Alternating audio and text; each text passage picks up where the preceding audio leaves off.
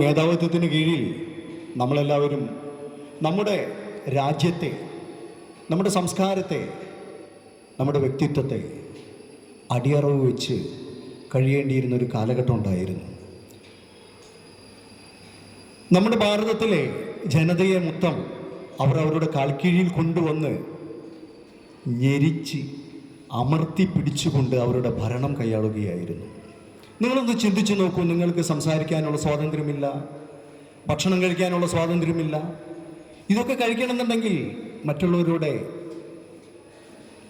ആ ഒരു പെർമിഷൻ ഉണ്ടെങ്കിൽ മാത്രമേ നിങ്ങൾക്ക് ചെയ്യാൻ സാധിക്കുള്ളൂ. കൂട്ടിലറച്ച കിളികളെപ്പോലെ നമ്മൾ ജീവിക്കുമ്പോൾ നമ്മൾക്ക് എന്ത് സുഖമുണ്ട്, എന്ത് സ്വാതന്ത്ര്യമുണ്ട്. അങ്ങനെ ഒരു കാലഘട്ടത്തിൽ നമ്മൾ ജീവിച്ചു പോന്നപ്പോൾ അതിനെതിരെ ശക്തമായിട്ടുള്ള സമരങ്ങളും സമരമുറകളും എല്ലാം ഇവിടെ ഉണ്ടായി. നമുക്ക് ഈ സ്വാതന്ത്ര്യം നേടിത്തന്ന നമ്മുടെ